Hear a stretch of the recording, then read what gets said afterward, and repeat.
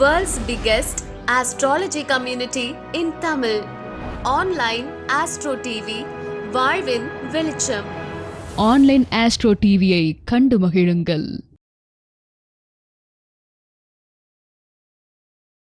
அடுத்ததாக நிகழ்ச்சிக்கு தாமதமாக வந்தாலும் தன்னோட சரியான ஒரு சொற்பொழிவுக்காக வந்திருக்காரு. இன்றைக்கி காரணம் என்ன காரணம் முதல்ல நம்ம விசாரித்தோம். ஐயா, இன்றைக்கி நிகழ்வுகளுக்கு காலதாமதத்துக்கான காரணம் என்ன அப்படின்னா, முதல் காரணமே வந்து பார்த்திங்கன்னா இன்றைக்கி முடக்கு ஓடிட்டு இருக்குதுங்கய்யா. இதுதான் பிரச்சனை, வேறு ஒரு பிரச்சனையுமே கிடையாது. நிறைய இந்த இதுக்காக நான் முன்னாடி டிக்கெட் புக் பண்ணியாச்சு. ஆனால் அப்போ கூட என்னால் பண்ண முடியல, அந்த சரியான நேரத்துக்கு என்னால் வர முடியல. அப்படின்றதுனால முத்தாய்ப்பாக வந்து பார்த்திங்க அப்படின்னா அவர் பேச எடுத்துக்கொண்ட பதிவு செய்யப்பட்ட தலைப்பு வேறு, ஓகேங்களா. ஆனால் இப்போ பேசக்கூடிய தலைப்பு வேறு, நானே மாற்றிட்டேன். ஏன்னா முடக்குன்ற ஒரு வார்த்தை வந்ததுனால முடக்குனால் பாதிக்கப்பட்டவங்களுக்கு இது வரைக்கும் எத்தனையோ விதமான முடக்கை பற்றியான பதிவுகள் நிறைய கிடச்சிருக்கு உங்களுக்கு. ஆனால் அந்த பதிவுகள் எல்லாம் ஒரு சாம்பிள் மாதிரி தான். இன்றைக்கி தான் ஒரிஜினல் முடக்கு பற்றியான ஒரு எப்படி அதை வித்தியாசப்படுத்தி அணுகுமுறையோடு அணுகி அதை எப்படி அவாய்ட் பண்ணுறது, முடக்கை வந்து எப்படி பாதிப்புலேருந்து விலகிறது அப்படின்ற விஷயத்த இன்னொரு விஷயம் என்ன அப்படின்னா, அவருக்கு வந்து பார்த்திங்க அப்படின்னா போன மாதம் வந்து நம்மக்கிட்ட கேட்டிருந்தார். போன வாரத்துக்கு முந்தின மாதமே ஐயா எனக்கு பெயர் மாற்றி கொடுத்தே ஆக வேண்டும், அது நீங்கள் தான் பண்ணணும்னு சொன்னார். போன மாதத்தில் ரொம்ப ஸ்ட்ரிக்டாக அதை கேட்டுக்கொண்டதுனால நம்ம அப்போயே அவருக்கு வந்து என்ன பண்ணினோம்னா PM அகிலன் அண்ணாதுரை அப்படின்னு சொல்லி நானே பெயர் மாற்றி இப்போ அவர் பயன்படுத்திட்டு இருக்கிறாரு. ஸோ ஜோதிட உலகிற்கு அகிலன் அண்ணாதுரையாக அவரை அறிமுகப்படுத்தி அழகு பார்க்க வேண்டும் என்பது என்னுடைய ஆசையை. வாங்க ஐயா, உங்களுடைய அருமையான ஒரு சொற்பொழிவை வந்து நிகழ்த்துமாறு அன்புடன் கேட்டுக்கொள்கிறேன். திருநெல்வேலி மாவட்டம் மருகால் தலையில் இருக்கும் பூலார் சாஸ்தா பாதம் பணிந்து என்னை முதலில் மேடையேற்றிய அர்த்தநாரீஸ்வரர் பாதம் பணிந்து, எல்லாரும் ஒவ்வொரு தொழில் எடுத்தால் அவங்களுடைய வாழ்வாதாரத்துக்காக எடுப்பாங்க. ஆனால் தொழிலையே சேவை தான் என் தொழில்னு எடுத்துகிட்டு இருக்கிற குருஜி திரு மணிகண்ட ராஜா அவர்களுக்கும் இந்த வாய்ப்பை கொடுத்த இந்த தர்மசாஸ்திரா வித்தியாலயத்துக்கும் கோடான நன்றி. சுவாமி சரசஸ்தடே விகிரதோஸ்தி சுவாமி நாமன சதா சவர்ணாலய மெடிதோ விதிமுகை பேர் ஹீர்முகை செய்வித சத்ருன் அனயனி ஜானவதி ஸ்ரீ பூவராத்மக ஸ்ரீமத் தேங்கட புதித்த ரமண குருபாத்திரி மங்களம் அபியுந்தரன் அதுராம் தசனாக்கன ரத்னம் முஸ்தாம் ராங்கிதாதி விக்ர அதுராம் திருச்சிட்டம். இப்போது முடக்கை பற்றி நீங்கள் நிறைய கேள்விப்பட்டிருப்பீங்க. முடக்கு சார் 12 கட்டத்தில் எல்லாருக்குமே ஒரு இடத்துல இருக்கும், அது எல்லாருக்கும் உங்களுக்கு தெரிஞ்சுது. ஆனால் இந்த முடக்கை எப்படி யூஸ் பண்ணணும், எப்படி ஃபாலோ பண்ணால் நம்ம ஜெயிக்கலாம், அதோட ஏன் போராடணும் அப்படிங்கிற ஒரு சின்ன கண்ணோட்டம் தான் இந்த அமைப்பு. இதை கொஞ்சம் கவனிங்க. கண்டிப்பாக நம்ம முடக்கோடு சண்டை போட வேண்டாம். முடக்கு ஒரு சைடு இருக்கட்டும், நம்ம ஒரு சைடு போய் அதையும் வெற்றி கொள்ளலாம். அதான் நம்மளுடைய இன்னைக்கு தலைப்பு. இப்போ நீங்கள் எல்லாருக்குமே உங்களுக்கு முடக்கு தெரிஞ்சிருக்கும், முடக்கு நட்சத்திரம் தெரிஞ்சிருக்கும். ஆனால் இதில் முடக்கை பற்றி ஒரு சின்ன விஷயம் சூட்சமாக தெரிஞ்சுக்கிடுங்க. முதல்ல முடக்கை எப்படி ஃபாலோ பண்ணுறதுங்கிறத பார்த்துக்கிடுவோம். அதாவது ஆத்மகாரகன் சொல்லக்கூடிய சூரிய பகவான் நம்ம பிறக்கும் போது எந்த நட்சத்திரத்தில் நிற்கிறாரோ அந்த நட்சத்திரத்தில் இருக்கிற காலபுருஷனுக்கு 9ஆம் இடமான மூல நட்சத்திரத்தில் வர எண்ணி அந்த நட்சத்திரம் சூரிய நட்சத்திரத்திலிருந்து மூல நட்சத்திரம் வர எத்தனாவது நட்சத்திரமாக வருதோ, இங்கே இப்போ வந்து நான் வந்து மக நட்சத்திரம் சிம்மராசி சார், இதை விட்டுருங்க. சூரியன் வந்து உத்திரட்டாதியில் இருக்கிறாரு. அப்போ உத்திரட்டாதியில் இருந்தால் மூல நட்சத்திரம் 15ஆவது நட்சத்திரமாக வரும். அப்போது 15ஆவது நட்சத்திரம் அப்படின்னா மூலத்தை திருப்பியும் பூராடத்துலேருந்து எண்ணணும். அப்போ பூராடத்துலேருந்து எண்ணினால் அது அஸ்தமாக வரும். நீங்கள் எல்லாருமே செக் பண்ணி பாருங்கள். சூரியன் உங்களுக்கு எந்த நட்சத்திரத்தில் இருக்கிறாரோ அந்த நட்சத்திரத்தில் இருந்து மூல நட்சத்திரம் வரை எண்ணவும், அந்த நட்சத்திரம் எத்தனாவது நட்சத்திரமாக வருதோ அதை திரும்பியும் பூராடத்தில் இருந்து ஆரம்பித்து கவுண்டிங் பண்ணால் அந்த நட்சத்திரம் எங்கே முடியுதோ அதுதான் முடக்கு நட்சத்திரம், முடக்கு ராசி. அப்போது இந்த முடக்கு பாவத்தில் ஒரு சின்ன விஷயம். இப்போ எல்லாருமே வந்து முடக்க பேசுகிறாங்க, முடக்க எடுக்கிறாங்க, முடக்க சொல்கிறாங்க. ஆனால் இதை எப்படி கையாளணும் அப்படின்னு தெரியணும்ல, அங்கே தான் விஷயம். இப்போ சார் ஒருத்தருக்கு வந்து லக்னம் முடக்காயிட்டு, லக்னம் முடக்கானா அவர் என்ன துடிப்பார்? நான் முதன்மை பெறணும், நல்ல பேர் வாங்கணும், எப்படியாவது முன்னுக்கு வரணும், அவர் ஆத்மா துடிக்கும். ஆனால் அவங்க வீட்டில் குடும்ப தலைவர் நல்லா இருந்தாருன்னா இவரை முன்னுக்கு வரவிடாது. ஏன்னா தலைமை அங்கே டெவலப் ஆகிட்டுனா இவரை வந்து டஃப் பண்ணிகிட்டு இருக்கோம். அவங்களுக்கு அப்புறம் தான் இவங்க நல்லா ஆக முடியும். அப்போது எல்லா இடமும் முடக்காகும் சார். அதோட காரகத்துவம் எங்கே இருக்குது?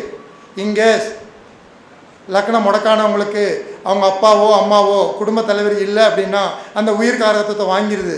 அப்போ முடக்கு வந்து அவங்கள அதிகமாக பாதிக்காது. சரி, இந்த முடக்கை எப்படி சார் யூஸ் பண்ணணும் பாருங்கள். இப்போ ஒரு பெண்ணுக்கு முக்கியம் என்னது? பாக்கியம். அப்போ ஒரு பெண்ணானப்பட்டவள் 9ஆம் இடம், 9 தான் பாக்கியம். அந்த உங்களுக்கு வரக்கூடிய மனைவி யாரோ அந்த மனைவிக்கு 9ஆம் இடமான பாக்கியஸ்தானம் உங்கள் ஜாதகத்தில் முடக்காயிட்டால் அந்த மனைவி வந்ததுக்கப்புறம் நீங்கள் பாக்கியத்தை அடைய முடியாது. அப்போது முடக்குன்னு நம்ம ஜாதகத்தில் மட்டும் பார்க்கக்கூடாது. முடக்கை எங்கெங்கே யூஸ் பண்ணால் நம்ம ஜெயிப்போம் அப்படிங்கிறத கொஞ்சம் அவேர்னஸ் கொடுக்கணும். அப்போது உங்களுக்கு வரக்கூடிய பாக்கியசாலிக்கு அவங்களுடைய 9ஆம் இடத்து அதிபதி உங்கள் ஜாதகத்தில் முடக்கா இருந்தால் அவங்க வந்தோடனே நன்மை அடைய முடியும்னா தலைகீழ் நின்னால் முடியாது. அப்போது தயவு செய்து மனைவியோட ஜாதகத்தை வரும்போது செக் பண்ணிக்கிடுங்க. சரி, உங்களுக்கு என்ன சார்? உங்களுக்கு ஆணுக்கு என்னது முக்கியம்? வாழ்வாதாரம். அப்போது ஜீவனஸ்தானம். நீங்கள் நல்ல ஜீவனம் நடந்தால் தானே நிறைய சம்பாத்தியம் பண்ணி உங்கள் மனையாள்கிட்ட கொண்டு போய் கொடுத்து பெட்டியில் பூட்ட முடியும். உங்கள் 10ஆம் இடத்த அதிபதி உங்கள் மனைவி ஜாதகத்தில் முடக்காயிட்டா அவங்க வந்ததுக்கப்புறம் நீங்கள் என்ன குட்டிக்காரன் நடித்தாலும் சரி தொழிலில் வெற்றி பெற முடியாது. இது தெரியாமல் அவங்க வந்ததுலேருந்து சரியில்லை, இவங்க வந்ததுலேருந்து சரியில்லை. காரணம் என்ன? காரணம் இல்லாமல் காரியம் இல்லை. அப்போது முடக்கு ஜென்ரலாக எடுக்காதீங்க. முடக்கை எது எதில் சம்மந்தப்படுத்தணும்? இப்போ இங்கே ஒருத்தருக்கு வந்து 5ஆம் இடம் முடக்கு சார். 5ஆம் இடம் என்னது? முதல் குழந்தை. அப்போ உங்கள் குழந்தைய தத்து கொடுத்தாலோ இல்லை நீங்கள் ஒரு குழந்தைய தத்தெடுத்து வளர்த்தாலோ குழந்தையால் பிரச்சனை வராது. உயிருள்ள காரகத்தை நீங்கள் வளர்த்துறீங்க. அப்போ மற்ற பிரச்சனை கொடுக்காது. இதை விட்டுட்டு எனக்கு குழந்தையே ஆகாது, என் குழந்தைய கொண்டு போய் நரபலி கொடுக்கணும் இல்லை தூரத்தில் விட்டுணும், இதெல்லாம் தவறான முடிவு. அப்புறம் 5ஆம் இடம் யாருக்கு முடக்கா வருதோ உங்கள் குடும்பத்தில் எவ்வளவு சந்தோஷமாக கொடுத்தாலும் சரி பூர்வீக சொத்தை வாங்காதீங்க. வாங்கினா என்ன ஆகும் அப்படின்னா ஒரு 10 வருஷம் கழித்து உங்கள் சொந்தக்காரங்களே சொல்லுவான், அண்ணாதுரைக்கு அன்றைக்கி 10,000 கொடுத்த சொத்து இன்றைக்கி 10 லட்சம், உங்கள் அண்ணன் பற்றியா விவரமாக ஏமாற்றிட்டாங்க. அப்போது இதே 5ஆம் இடம் முடக்கானா இந்த சொத்தை நீங்கள் கொடுக்கும் போது சந்தோஷமாக கொடுத்தவங்களே உங்களுக்கு பகையாயிருவாங்க. தயவு செய்து 5ஆம் இடம் முடக்கா இருக்கிறவங்க பூர்வீக சொத்தை ஆசைப்படாதீங்க, விலை கொடுத்து வாங்காதீங்க, அதனால் வம்பை உருவாக்கிறாதீங்க. அதே மாதிரி 5ஆம் இடம் முடக்கானா நீங்கள் குலதெய்வம் கோயிலுக்கு போயிட்டு இருக்கலாம், சரியாக கும்பிடலாம், எல்லா ஜெயிடும் சொல்லுவாங்க உங்கள் குலதெய்வம் குற்றமாங்க. உங்களுக்கு புரியாது. ஏன்னா நம்ம வருஷம் குலதெய்வத்துக்கு போகிறோம், இவர் என்ன குலதெய்வம் குற்றங்கிறார் அப்படின்னு. நீங்கள் குலதெய்வத்தை பார்த்தா போகாது, குலதெய்வம் உங்களை பார்க்கணும் இல்லையா? முடக்கா இருந்ததுன்னா பார்க்காது தெய்வம். அப்போது 5ஆம் இடம் என்னென்ன காரகத்துவமோ அதெல்லாம் இழக்கும். இங்கே உங்கள் தாத்தா இறந்து விட்டால் 5ஆம் இடம் பாதிக்காது. தாத்தா 5ஆம் இடம் தானே. அப்போ உயிருள்ள காரகத்துவத்தை எடுத்ததுன்னா மற்ற 5ஆம் இடம் உங்களுக்கு கிடைக்கும். என்டர்டெயின்மெண்ட் கிடைக்கும், பூர்வீக சொத்து கிடைக்கும், உங்கள் குழந்தையே நல்லா இருக்கும்.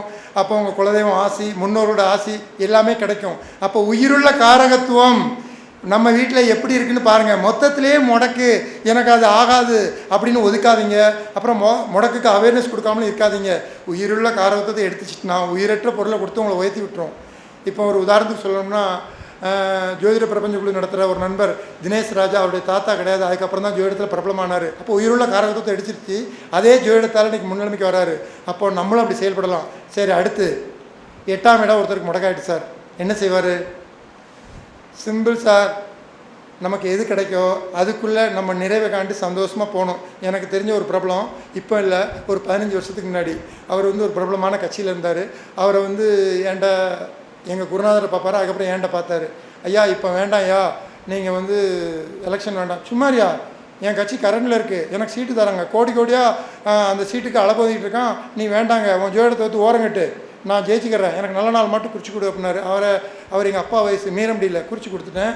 மினிஸ்டர் பதவி கொடுத்தாங்க. கையெழுத்து போகும்போது உயிர் போயிடுச்சு. அப்போது 8ஆம் இடங்கிறது ஆயில். அதிர்ஷ்டத்தை நீங்கள் உருவாக்குனா ஆயில் அது எடுத்துரும். நீங்கள் ஏன் தெரிஞ்சு விதியோடு விளையாடுறீங்க? உயிருள்ள காரகத்துவங்கள் முதல்ல கை வைக்கும், அப்புறம்தான் உயிரற்ற காரகத்துவங்களை கொடுக்கும். நீங்கள் உயிரற்ற காரகத்துவங்களை உருவாக்கினா அது உயிரில் தான் கை வைக்கும். அப்போ ஒவ்வொரு இடத்துக்கும் முடக்க பற்றி பேஸாக புரிகிறது வேறு, அதை எப்படி யூஸ் பண்ணணும். இப்போ ஒருத்தருக்கு 10ஆம் இடம் முடக்கு சார், ரொம்ப சிம்பிள் சார். அவங்க மாமியார் இருக்கிறவரை தொழிலில் ரொம்ப போராடிட்டு இருப்பார். மாமியார் ஆயிலுக்கு அப்புறம் மிகப்பெரிய அச்சீவ்மெண்ட் பண்ணுவார். ஏன்னா 10ஆம் இடம் மாமியார் தானே, அதானே தொழில். உயிருள்ள காரகத்துவம் மாமியார், உயிரற்றது தொழில். உயிருள்ளதை எடுத்துருச்சு அப்படின்னா உயிரற்றதை உங்களுக்கு ஒன்றும் பண்ணாது. அப்போ முடக்குன்னா நீங்கள் பரிகாரம் கோயில் இதை மட்டும் பார்க்காதீங்க, அதனுடைய பின்னணியை கவனிங்க. அப்போ ஒவ்வொரு முடக்குக்கும் ஒவ்வொரு விதிமுறைகள் இருக்குது, அதை கரெக்டாக ஃபாலோ பண்ணணும். நம்ம எந்த முடக்காக இருந்தாலும் சரி சார். இப்போ வந்து உங்களுக்கு 12 கட்டங்களில் எந்த இடம் வேணாலும் முடக்கா வரலாம். இப்போ எங்கேயாச்சும் ஒருத்தருக்கு 9ஆம் இடம் முடக்கா வருது, என்னாகும்? உடனே சொல்லுவாங்க கோயிலுக்கு போனாலே பிரச்சனை அப்படின்னு. சார் அப்படிலாம் கிடையாது சார். அதாவது அதிகமாக கோயிலுக்கு போகிறத தவிர்த்திடணும். ஏன்னா கோயில்லையே ஒரு பிரச்சனை ரிசுவாகி நம்ம விதியோடு விளையாடும். அப்போ நமக்கு 9ஆம் இடம் முடக்கு, அப்பாவுக்கு அப்புறம் தான் நம்ம சைன் பண்ண முடியும். நல்ல குருமார்கள் அமைய மாட்டாங்க, அமைஞ்சாலும் நம்மளை படிக்க விடாது. அப்போ எந்த காரகத்துவமாக இருந்தாலும் முடக்கு வந்து ஒரு பெரிய விஷயமே இல்லை. உயிர் காரகத்துவம் உங்கள் வீட்டில் இருக்கான்னு பாருங்கள். இருந்ததுன்னா முடக்கோடு நீங்கள் போராடுறீங்க. சப்போஸ் உயிர் காரகத்துவம் இல்லை அப்படின்னா அந்த முடக்கு மிகப்பெரிய ஒரு வெற்றியை உங்களுக்கு கொடுக்கு. அப்போ முடக்கை பார்த்து நீங்கள் பயப்பட வேண்டாம். அந்த முடக்குக்குண்டான உயிர் காரகத்துவம் நம்ம வீட்டில் என்ன காரகத்துவம் அதை செக் பண்ணி பார்க்கணும். அதை செக் பண்ணி பார்த்துட்டு அதை சரியாக செயல்படுத்தினீங்க அப்படின்னா முடக்கிலேருந்து கண்டிப்பாக விடப்படலாம் சார். முடக்குங்கிறது ஒரு பெரிய விஷயமே இல்லை, நம்ம எடுத்துக்கிற நடவடிக்கையில் தான் இருக்குது. இப்போ நான் சொல்லிட்டேன் எந்தெந்த இடங்கள் முடக்க. இதே மாதிரி ஒருத்தருக்கு 8ஆம் இடம் முடக்கு வருதுன்னா தயவுசெய்து லவ் பண்ணி காதலிப்பேன் அப்படின்னு ஒத்த காலில் நிற்காதீங்க சார். உங்கள் தலைவரை கொஞ்சம் மாற்றிக்கிடுங்க. ஏன் அப்படின்னு கேட்டிங்கன்னா, லவ் சக்ஸஸ் ஆனால் 8ஆம் இடம் முடக்கானால் அந்த லவ் வந்து ஃபெயிலியர் ஆயிரும். 8ஆம் இடம்னா என்ன சொல்கிறோம்? உறுப்புகளில் மர்ம உறுப்புங்கிறோம். திருமணத்துக்கு அப்புறம் நீங்கள் தாம்பத்தியத்தில் ஈடுபடுவீங்க, அதுக்கப்புறம் அதோட வேலையை காட்டும். அப்போ நம்ம அவசரப்படுறோம். எல்லா காரணத்துக்கு வந்து உயிரை டச் பண்ணும் போது தான் அது உயிரற்ற காரணத்தோடு நம்ம போராட வைக்குது. அப்போ எந்த இடம் வேணாலும் நமக்கு முடக்கா வரலாம். இப்போ வந்து ஒருத்தருக்கு 11ஆம் இடமே முடக்கு சார். உதாரணத்துக்கு இங்கே இருக்கார் ஒரு நபர், அந்த மனிதர்கிட்ட ஒரு இயல்பு உண்டு. என்னன்னு கேட்டிங்கன்னா, அவர் ஆசைப்பட மாட்டார். எனக்கு இதே போதும்பா, என் தொழிலே எனக்கு சேவை அப்படிம்பார். அதனால் அவர் பிரச்சனைப்படுறதில்லை. இதே 11ஆம் இடம் ஒருத்தர் முடக்காகி அவருக்கு என்ன படக்கூடாது தெரியுமா? நான் வந்து ஒடாஸ் கார் தான் வாங்குவேன், எனக்கு அழகான பொண்டாட்டி தான் வேணும், எனக்கு வந்து என் ஆசை பூரா நிறைவேறணும், இந்த ஆயுளுக்குள்ளே எல்லாத்தையும் முடிக்கணும் அப்படின்னா அவர் கண்டிப்பாக சிரமப்படுவார். அப்போ 11ஆம் இடங்கிறது அபிலாஷைகள், ஆள் வெற்றி. இதை பூரா அடையணும்னா நீங்கள் 11ஆம் இடம் முடக்க வச்சிடக்கூடாது. அப்படி இல்லையா, 11ஆம் இடம் காரகத்துவம் என்ன? மூத்த சகோதரர். இங்கேஸ் அவருக்கு இல்லைன்னு வைங்களேன், அந்த காரகத்துவம் அவருக்கு நல்லாவே இருக்கும். இருந்துட்டார் அப்படின்னா அவருக்கு அப்புறம் தான் நம்ம ஜெயிக்க முடியும். அப்போ நீங்கள் கோயில் போல் அலைய வேண்டாம், அந்த பரிகாரம் தேர வேண்டாம். உயிருள்ள காரகத்துவம் முடக்குக்கு, எல்லா காரகத்துவத்துக்கும் நம்ம வீட்டிலே இருக்கும், அதை கவனிங்க. இப்போ 9ஆம் இடம் முடக்கு யாருக்கு வருதோ, அப்பா டெவலப்மெண்ட்டில் இருக்காருன்னா ஜாதகரை டெவலப் பண்ண விடவே செய்யாது. ஏன்னா 9ஆம் இடம் தானே முடக்கு. அவர் டெவலப்மெண்ட்டில் இருக்கும்போது உங்களை எப்படி டெவலப்மெண்ட் கொடுக்க விடும்? அவர் இங்கேஸ் ரிட்டையர்மெண்ட்டுக்கு அப்புறம் நார்மலாக இருக்கார் அப்படின்னா நீங்கள் அப்படியே ரன் ஆவீங்க. அவருடைய ஆயுளுக்கு அப்புறம் இன்னும் அச்சீவ்மெண்ட் பண்ணுவீங்க. இதுதான் சார் முடக்க எப்படி எடுக்கிறது, எப்படி எடுத்தால் நம்ம ஜெயிக்கலாம். ஒரு சின்ன சூத்திரம் தான். இதை நீங்கள் கரெக்டாக ஃபாலோ பண்ணிங்கன்னா போதும், 100% ஜெயிச்சிடலாம். அதுக்கப்புறம் இன்னொன்று, இப்போ இறைவன் மன்னியத்தில் லாக்டவுன் இல்லை, இங்கே திரும்பியும் லாக்டவுன் வந்துச்சுன்னா அதுக்காக ஒரு அவேர்னஸ் வராது. வந்துச்சுன்னால் இல்லை வெளிநாட்டில் இருக்கீங்க சார், தமிழ்நாட்டில் தான் முடக்கோயில் இருக்கும், உங்களுக்கு பண்ணணும் சார். முடக்குன்னா ஒரு நட்சத்திரம் வரும், ஒரு ராசி வரும். அந்த நட்சத்திரம் இப்போ எனக்கு அஸ்த நட்சத்திரம் இப்போ எங்களுக்கு ஓடிட்டுருக்கு 4:48 வரை. எப்போ ஆரம்பித்து எப்போ முடியுதோ அது வரை நீங்கள் தயவுசெய்து மௌன விரதம் இருந்துருங்க. சிறந்த பரிகாரம் தான், 10 பைசா செலவு இல்லாமல். ஆமாம், ஆனால் பரிகாரம் இருக்கும்போது நீங்கள் ஒரே ஒரு தப்பு பண்ணக்கூடாது. தண்ணி பாட்டில் எட்டுவாங்க அப்படின்னு கை காட்டக்கூடாது, கைத்தட்டி கூப்பிடக்கூடாது, கண்ணால் பேசக்கூடாது. மௌன விரதம் கேன்சல் ஆகிரும். நீங்கள் தவம் இருந்த மாதிரி இருக்கணும். அதுக்கு இம்பார்ட்டன்ட் கொடுத்தீங்கன்னா நீங்கள் முடங்குறீங்க சார். உங்களை எப்படி அது முடக்கும்? எப்பா அண்ணாத்துறை ஆல்ரெடி முடங்கிட்டான், செத்த பாம்பு எதுக்கிட்ட அடிக்க படா அப்படின்னு இன்னொரு வீட்டுக்கு போயிடும். அப்போ முடக்க எளிமையாக கிளியர் பண்ணலாம். முடக்கு நட்சத்திரம் எது, முடக்கு ராசி எது, அந்த நாளில் நீங்கள் கண்ணுங்க அர்த்தமாக இருந்து தயவு செய்து முடக்குக்கு இம்பார்ட்டன்ட் கொடுத்து மௌன விரதம் இருந்தால் 10 பைசா செலவழிக்க வேண்டாம் சார். இதுதான் சார் பரிகாரம். சாப்பிட்டுக்கலாம். ஆனால் டே நைட் உங்கள் நட்சத்திரம் ஓடிக்கிட்டிங்கன்னா தூங்கிடாதீங்க. அது விரதம் கிடையாது. அது பாட்டுக்கு விரதம் ஒரு பக்கம் இருக்குது, நான் ஒரு பட்டம் தூங்குறேன் அப்படின்னா அது விரதம் கிடையாது. 3 மணி வரை அந்த முடக்க நட்சத்திரம் இருக்குன்னா அன்னைக்கு நமக்கு சிவராத்திரி தான். அதை முடிங்க. கோயில்கோள அலைய வேண்டாம். இத்தனாயிரம் தேவையில்லாமல் செலவழிக்க வேண்டாம். இதுதான். அதுக்கப்புறம் இன்னொன்று, முதல்ல ஒரு ஜோதிட விதியை தெரிஞ்சுக்கங்க, அதுக்கப்புறம் இது பண்ணுங்கள். எத்தனை பேர் நோட் பேனா வச்சுருக்கீங்கன்னு தெரில, இருந்தாலும் ஒரு காரகத்துவம் ஒன்று சொல்கிறேன், அதை கொஞ்சம் நீங்கள் மனசில் வச்சுக்கிட்டாலும் சரி, எழுதிக்கிட்டாலும் சரி. கும்ப லக்னம் 2ல் சூரியன் புதன். நீங்கள் நோட் பேப்பர் இல்லாதவங்க மனசில் வச்சுக்கிடுங்க. 3ல் சுக்கிரன், 4ல் செவ்வாய் சனி, 6ல் கேது, 7ல் சந்திரன் மக நட்சத்திரம் 4ஆம் பாதம், 10ஆம் இடத்துல மாந்தி, 6ல் கேது, 12ல் ராகு, 11ல் குரு ஆட்சி. இதான் ஜாதகம். இப்போ உங்கள்கிட்ட ஒரு கேள்வி, இங்கே பெரும்பாதிரி ஜோதிடர்கள் இருப்பீங்க, ஆர்வலர் இருப்பீங்க. உங்கள்கிட்ட ஒரு சின்ன கேள்வி. ஐயா முதல்ல சொல்லட்டுமா? கும்ப லக்னம் 2ல் சூரியன் புதன், 3ல் சுக்கிரன், 4ல் செவ்வாய் சனி, 6ல் கேது, 7ல் சந்திரன் மக நட்சத்திரம் 4ஆம் பாதம், 10ல் மாந்தி, 11ல் குரு, 12ல் ராகு. சரிதானா? ஐயா இங்கே பாருங்கள், இதில் உங்களுக்கு ஒரு சின்ன தேதி சொல்கிறேன் பாருங்கள். இந்த ஜாதகத்தில் நீங்கள் இப்போ எடுக்கிறது தான் உங்கள் கையில் இருக்குது. இதை நம்ம அறியாமல் நிறைய பேர் கோட்டை விட்டுறோம். அதுக்காக தான் இந்த ஜாதகம் உங்கள்கிட்ட கொடுத்துருக்கு. என்ன அப்படின்னா, இந்த குரு பூராட சாரத்தில் நிற்கிறாரு. சரிங்களா? கும்ப லக்னத்துக்கு 9 கூடியவர் சுக்கிரனா, அவருடைய சாரத்தில் நிற்கிறாரு. கும்ப லக்னத்துக்கு 9 கூடிய சுக்கிரனுடைய சாரத்தில் குரு நிற்கிறாரு. குரு யார்? காலபுருஷனுக்கு 9ஆம் இடத்து அதிபதி. சுக்கிரன் யார்? லக்னத்துக்கு 9ஆம் இடத்து அதிபதி. அப்போ லக்னத்துக்கு 9 கூடியவரும் காலபுருஷனுக்கு 9 கூடியவரும் சேர்றாங்களா? இது ஒன்று. அப்புறம் 4ல் செவ்வாய் சனி சொல்லியிருக்கேனா? 4ல் செவ்வாய் சனி, காலபுருஷனுக்கு லக்னாதிபதி செவ்வாய், கும்ப லக்னத்துக்கு லக்னாதிபதி சனி. இவங்க 2 பேரும் சேர்றாங்களா? இது ஒரு பாயிண்ட்டு. அதுக்கப்புறம் 2ல் சூரியன் புதன் சொல்லியிருக்கேன். இந்த புதன் லக்னத்துக்கு 5 கூடியவர், காலபுருஷனுக்கு 5 கூடியவர் சூரியன். இந்த 3 பேரும் ஒன்றா இருக்காங்க. இந்த 3 கிரக அமைப்பு சொல்லிட்டேன். இதில் யார் பலம்? யாராவது சொல்லுங்கள் ஆர்வலர்கள். குருஜி சொல்ல வேண்டாம், அவங்களுக்கு தெரியும், நீங்கள் பேராசிரியர், டக்குன்னு சொல்லிடுவீங்க. இது மாணவர்களுக்கு தான். இதில் இந்த 3 பேரில் யார் பலம் அதை மட்டும் சொல்லுங்கள்.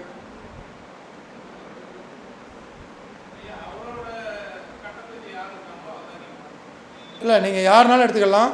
நல்ல ஞாபகம் வச்சுருங்க. திருப்பி எக்ஸ்பிளைன் பண்ணுறேன். காலபுருஷனுக்கு 5 கூடியவர், லக்கணத்துக்கு 5 கூடியவரும் சேர்ந்து மீனத்தில் இருக்கிறாங்க. அப்போ 2 5 கூடியவரும் சேர்ந்தாச்சு.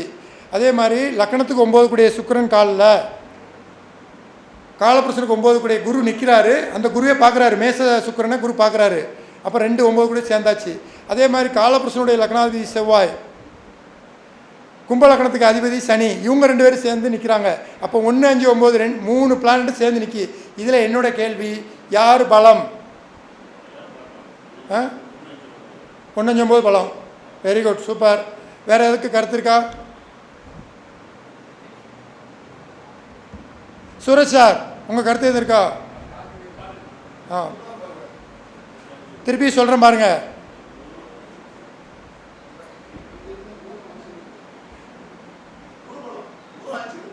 சரி, சொல்லிட்டீங்களா? வேறு எதுவும் கேள்வி இருக்கா? இல்லையா? ஐயா ஒன்று தெரிஞ்சுங்க ஐயா. இப்படி தான் ஐயா நம்ம அதாவது முதல்ல பலம் என்ன பலவீனம் என்னன்னு தெரிஞ்சுங்க. அதுக்கப்புறம் நீங்கள் அடுத்த கட்டத்துக்கு போங்க. ஐயா குரு பலம்தான். அந்த வீட்டில் குரு என்ன பண்ணுறாரு? மூலத்திரிகோணம் விடுமைங்க. சரி, எந்த ஒரு கிரகம் அவரோகண கதியில் போகுதோ அது பலத்தை இழக்கும். நீச விட நோக்கி போகிறார் பாருங்க அவர். அதாவது நீச வீட்டில் இருக்கிற கிரகம் கூட நம்மளுக்கு எடுக்காது. நீச வீடை நோக்கி ஒரு கிரகம் போது பாருங்க, அது நம்மளை படுபாதாளத்தில் தள்ளிடும். அவரோகண கதியில் போகிறாரு. சரி, இப்போ நீங்கள் என்ன சொல்வீங்க? இந்த குரு எங்கெல்லாம் பார்க்காரு? சுக்கிரனை பார்க்குறாரா? சந்திரனை பார்க்குறாரா? 3ஆம் பாதம். ஐயா ஒரு நிமிஷம். அதாவது இந்த குரு எங்கே பார்க்குறாரு? சந்திரனை பார்க்குறாரா, சுக்கிரனை பார்க்குறாரா, அப்புறம் 5ஆம் இடத்தை பார்க்குறாரா? நீங்கள் என்ன சொல்லுவீங்க? நல்ல மனைவி, நல்ல அம்மா, 5ஆம் இடம் நல்லதுன்னு சொல்லுவீங்க இல்லையா? ஐயா அவர் தான் வந்து தனித்து நின்றுட்டார, அவரே பலம் இல்லையே. குரு தனிச்சு இருந்து பார்க்குற பார்வைக்கு பலம் எடுபடாது. அங்கே இன்னொருத்தர் சேரணும். நீங்கள் முதல்ல பலம் என்னன்னு எடுத்து பார்த்துட்டு அதுக்கப்புறம் நீங்கள் டிசைட்டுக்கு வாங்க. ஆட்சி பெற்றிருந்த அம்மையாருக்கு தனுசில் தான் குரு ஆட்சி, எல்லாத்தையும் கொடுத்தாங்க. கடைசியில் என்ன பண்ணார் அவர்? ஐயா பலத்தை மட்டும் பார்க்காதீங்கய்யா, பலவீனத்தை பாருங்கள். அது மட்டும் இல்லை, லக்னாதிபதியான சனி இருக்கார் இல்லையா, செவ்வாயோட சேர்ந்துருக்கார் இல்லையா?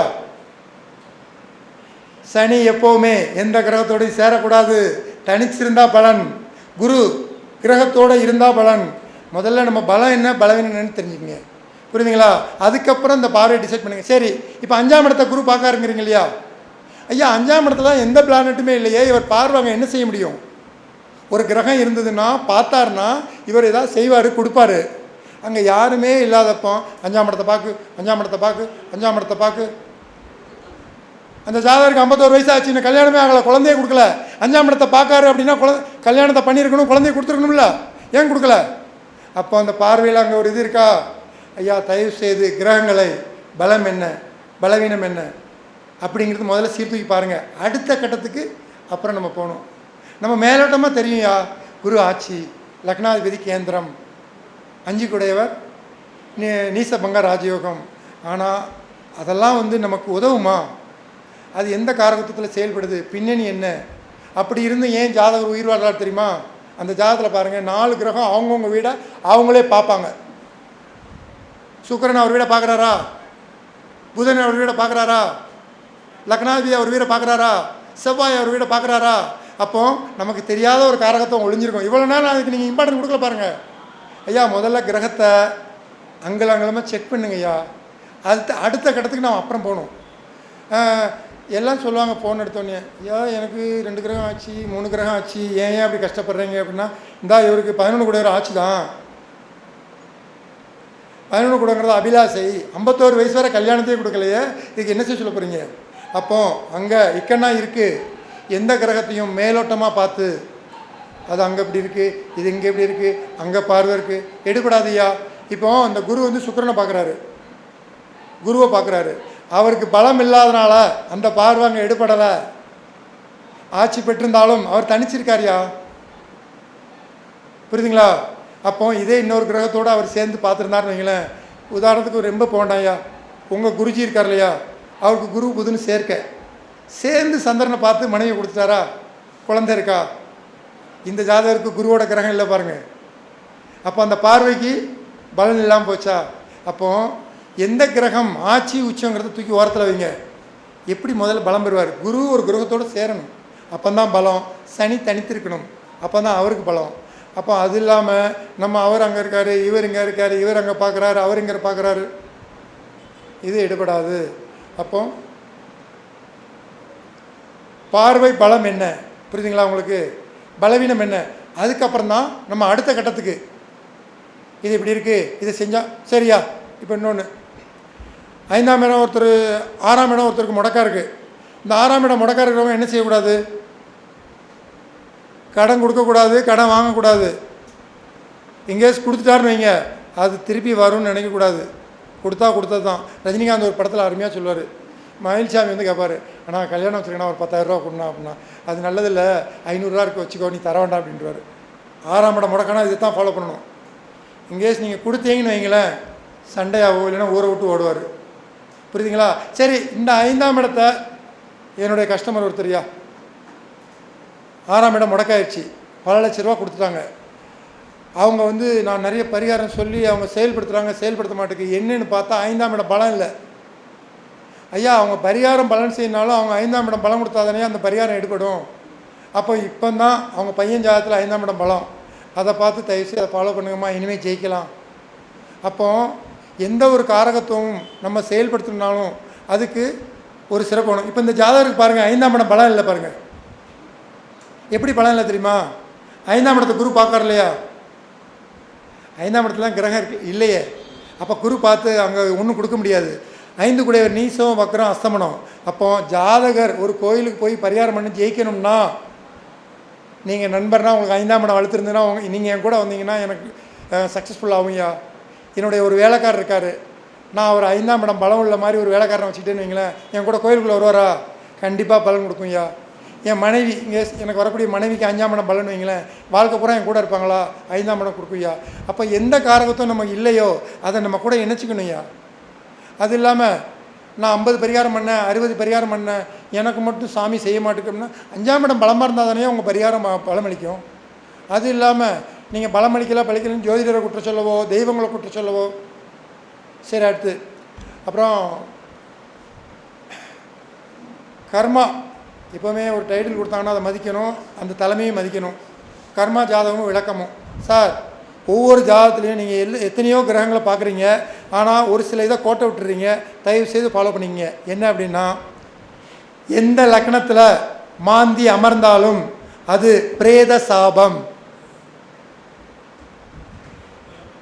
எந்த லக்னமாக இருந்தாலும் சரி, 12 லக்னத்தில் எங்கே போய் மாந்தி உட்காந்தாலும் சரி, அது முழுக்க முழுக்க பிரேத சாபம்.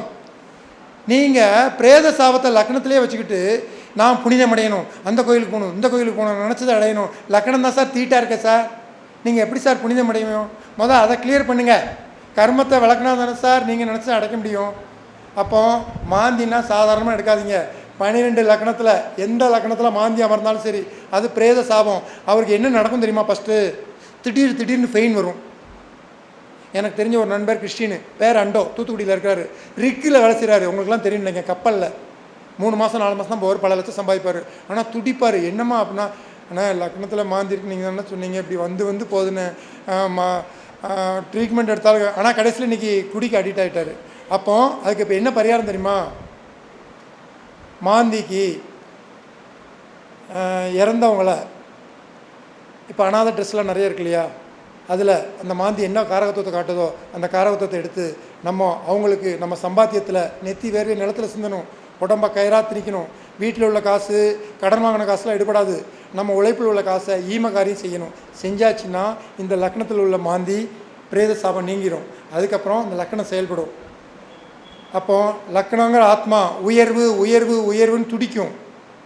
அப்போ அதை அடையணும் அப்படின்னா அந்த தீட்டை நீங்கள் கிளியர் பண்ணணும். இதை பண்ணாமல் மாந்தி தானே, அவருக்கு தான் தசையே கிடையாது, அவர் என்ன பண்ண போகிறார்? அவர் தான் வரப்பட்டார். Very good, super idea. காலபுருஷ தத்துவப்படி எடுங்க. லக்னத்து இப்போ ஒரு மேச லக்னத்தில் மாந்தி இருக்குது, எந்த குடும்பத்தில் தலைமை இருக்கா, அவர் இறந்துடுறாரோ எடுத்துக்கலாம். கரெக்டாக வருதா? 2ஆம் இடத்துல ரிஷப லக்னத்தில் ஒருத்தருக்கு மாந்தி இருக்குது, ஒரு குடும்பத்தை காப்பாற்றுறவர் இறந்துட்டார்யா, என் குடும்பமே இவர் தான் ஐயா, எங்களுக்கு இப்படி விட்டுட்டு போயிட்டாங்க ஐயா, அவரை எடுத்துக்கலாம். 3ஆம் இடத்துல ஒருத்தர் மாந்தி இருக்குது மிதுனத்தில், காலபுருஷ தத்துவப்படி கம்யூனிகேஷன். ஆனால் உயிர்காரத்துவம் தம்பி, உங்கள் தம்பி வயசில் உங்களுக்கு 5 வயசில் கீழே இருக்கா தம்பி தான் சார், கூட பிறந்தால் தான் தம்பின்னு இல்லை சார். இன்றைக்கி தான் நம்ம கூட பிறந்த தம்பிகிட்ட பேச மாட்டேக்குமே, கோடியாக என்னமோ அவர்கிட்ட கொடுத்து வச்சுருக்க மாதிரி. அதனால் எந்த தம்பியாக இருந்தாலும் சரி, செய்தால் பலன் அளிக்கும். 4ஆம் இடம் என்னது?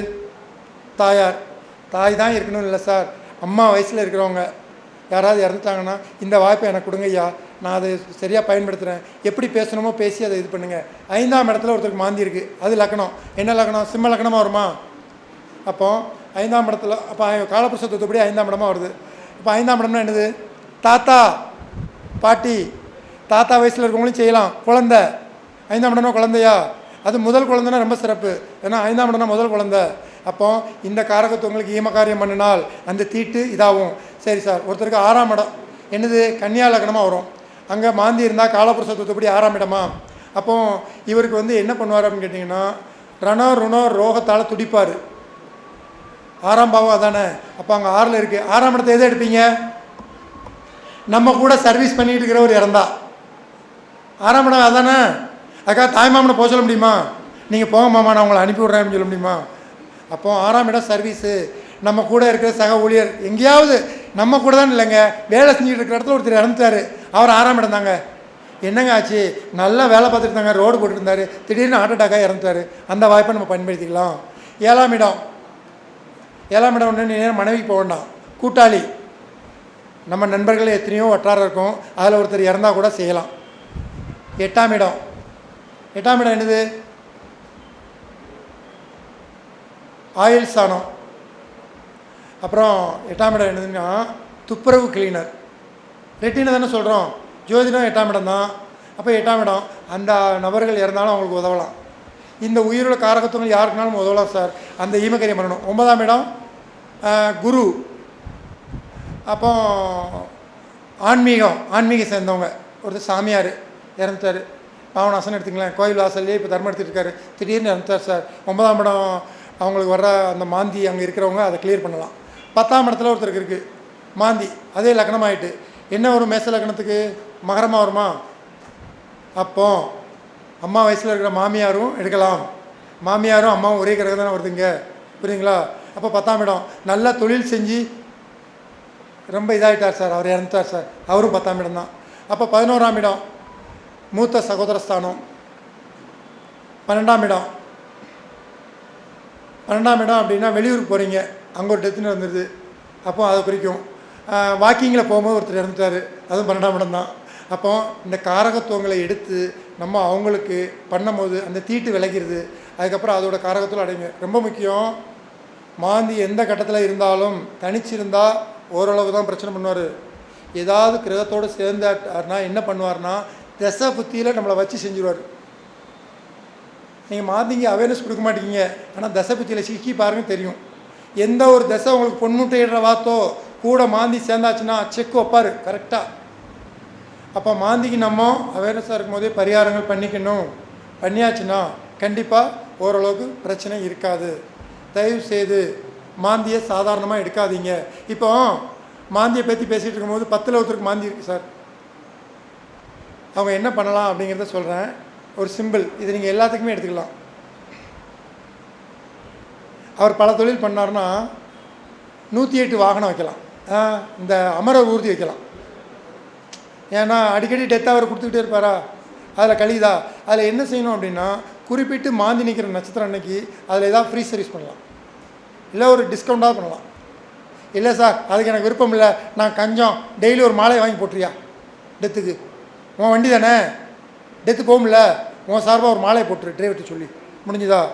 சரி சார் நான் ஒரு பூஜை சாமான் கடை வச்சுருக்கேன் சார், நான் என்ன சார் செய்து எனக்கு 10ல் மாந்தி, ஈமகரத்துக்கு சாமான் அவங்க வருவார் குடியான், அதில் மாதத்தில் ஒரு நாள் மாந்தி நிற்கிற நட்சத்திரம் வரும், அன்னைக்கு 1000 ரூபா 1500 ரூபாயோ சாமானை கொடுத்து விட்ருங்க, இது எங்கள் சார்பாக இருக்கட்டும், நீங்கள் டெய்லி வாங்குறீங்களா அப்படின்னு சொல்லி கொடுத்து விட்ருங்க, செய்யலாம். அப்போ 12 கட்டத்துக்கும் இப்படி வாழ்வியலும் செய்யலாம், இந்த பரிகாரங்களும் செய்யலாம். அப்போ மாந்தியை தயவு செய்து சாதாரணமாக எடுக்காதீங்க.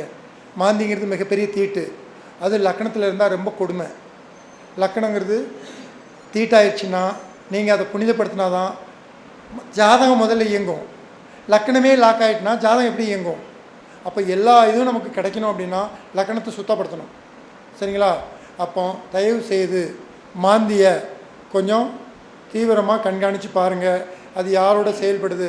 இப்போ மாந்தி சூரியனோட சேர்ந்தால் அப்பா வழியில் தோஷம், அம்மாவோட சேர்ந்தால் மாதூர் வழியில் தோஷம், சகோதரனோட சேர்ந்தால் சகோதரனுக்கு போன ஜென்மத்தில் அவனுக்கு கொடுக்க வேண்டிய சொத்தை ஏதாவது ஒரு தெலுங்குள் பண்ணி நம்ம பிடிங்கிருப்போம்.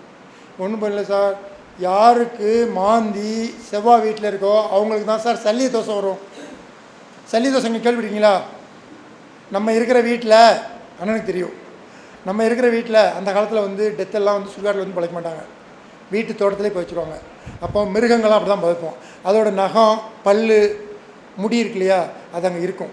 அப்போ இந்த செவ்வாய் வீட்டில் மாந்தி யாருக்கு இருக்கோ அவங்க சூஸ் பண்ணுற வீடு சல்லிய தோசை வீடாக தான் இருக்கும். அவர் பாருங்கள் வீட்டுக்கு போனாலே நிம்மதி இல்லை அப்படின்னார். என்னடா அப்படின்னார், ஏன்னா மாந்தி பிரேதம் வந்து செவ்வாய் வீட்டில் இருக்கு இல்லையா, மற்ற நேரம்லாம் நல்லா ஜாலியாக சந்தோஷமாக இருப்பார். வீடை நெருங்கும்போது மட்டும் அவருக்கு ஒரு ஒரு பயம் இருக்கும், ஒரு சந்தோஷமும் இருக்கும், ஒரு இது இருக்கும், நிம்மதியே இல்லை அப்படின்பார். காரணம் என்னென்னா சல்லிய தோஷம். செவ்வாய் வீட்டில் மாந்தி இருந்தார்னா சல்லிய தோஷம். இதே மாதிரி 12 காரகத்துலேயும் மாந்தி எங்கெங்கே இருக்காரோ அந்த காரகத்துவ வெளியாக நமக்கு ஒரு சந்தோஷத்தை கெடுப்பார். அதனால் தயவு செய்து மாந்தி எங்கெங்கே இருக்குன்னு பாருங்கள், அது விஷயமான பரிகாரங்கள் எடுங்க, கண்டிப்பாக நீங்கள் லைஃப்பில் ஜெயிக்கலாம், சரியா? அப்போ தயவு செய்து அதே மாதிரி ஒன்று சார், மாந்தி சொல்லும் போது 10, 11 மாந்தி இருக்கிறவங்க உண்மையிலே கொடுத்து வச்சவங்க. 10, 11 சார் உங்கள் முன்னாடி பேசிகிட்டு இருக்கேன், எனக்கு 10 மாந்தி சார். நான் ஜோதிடம் படிக்கும்போது ஜோதிடமே வராதுன்னாங்க. என் கூட படித்தவங்க யாருமே ஜோதிடர் இல்லை, அத்தனை பேர் ஏன்ட்ட ஜோதிடம் பார்த்துட்டு இருக்காங்க. அதுக்கப்புறம் சொன்னாங்க நீ பொட்டி கடை வச்சு பொழைச்சிக்கோ அப்படின்னாங்க. செவ்வாய் என்ன காரணம் கேட்டதுக்கு செவ்வாசனி 4 இருக்குது, 10 பாக்கு, உனக்கு வந்து 10ஆம் இடம் கெட்டுருச்சுனாங்க. 10ஆம் இடம் பிரச்சனை தான், பிரச்சனையே தொழிலாக எடுத்துட்டா நம்ம தொழில் பிரச்சனை தானே, நல்லா இருக்குன்னு யார் வரப்போகிறா, பிரச்சனை தானே வருவாங்க. புரியுதுங்களா உங்களுக்கு? அப்போ நம்மளும் கொஞ்சம் சிந்தனைக்கணும் சார். எல்லாருமே ஜோதிடர் கொடுப்பாரு அப்படின்னா அதுக்கு பூர்வ புண்ணியம் வேண்டும். சரிங்களா? அப்போ தயவு செய்து இந்த கர்மஜாதத்தை மாந்திய எங்கெங்கே இருக்காரோ அதை பார்த்து நீங்கள் அந்த தீட்டை விளக்கிட்டீங்கன்னா கண்டிப்பாக உங்களுக்கு ஒரு மிகப்பெரிய ஒரு உயர்வு உண்டு. சரிங்களா? சரி.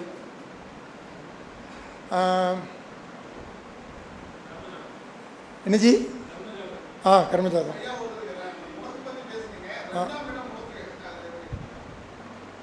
நல்ல கேள்வியா.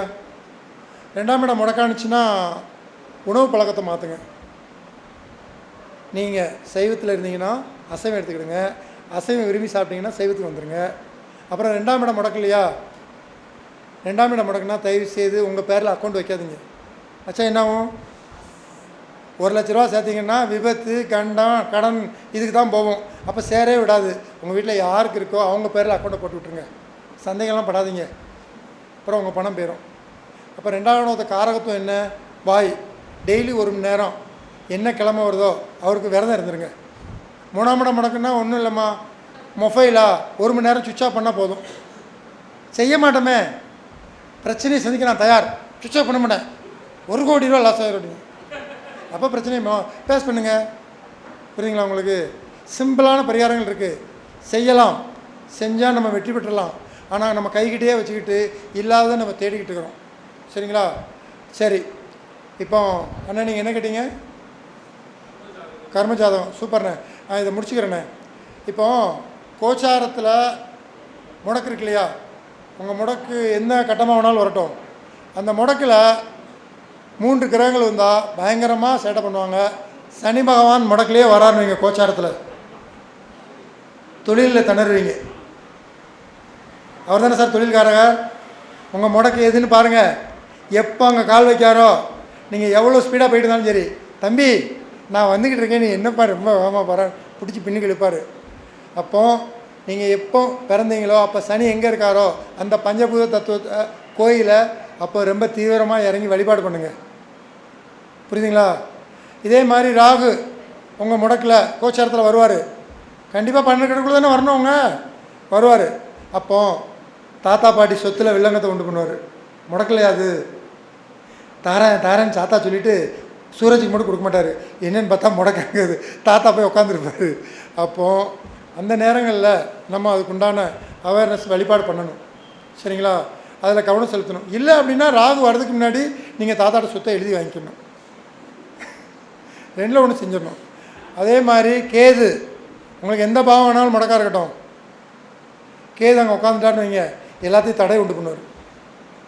ஆர்டினரியாக நடந்துகிட்டு இருக்கும் இல்லையா, அதை கூட இப்போ நடக்காது, இது ஆவறதில்லை அப்படின்றவார். அப்போ கோச்சார கிரகங்களை நீங்கள் சாதாரணமாக எடுக்காதீங்க. ஒரு 10 நாளைக்கு முன்னாடி எங்கள் குறிச்சிட்டு டெய்லி அதான் பேசுவேன், கோச்சாரத்தை பற்றி என்ன அப்படின்னு. அப்போ அதில் நான் உண்மையிலே பலன் அனுபவித்தேன். ஏன்னு கேட்டிங்கன்னா, நேற்று தான் கார்த்திகைக்கு குரு வந்திருக்கிற, சூரியன் வந்திருக்கிறாரு. அதுக்கு முன்னாடி பரணியில் இருந்தார். பரணியில் இருக்கிற வர மகத்துக்கு முடக்கு, நான் மகம். கோச்சாரத்தில் வந்த முடக்கு என்னென்ன பண்ணாருன்னு நான் அனுப்பிச்சேன். ஒன்றும் இல்லை சார், என் லக்னத்துக்கு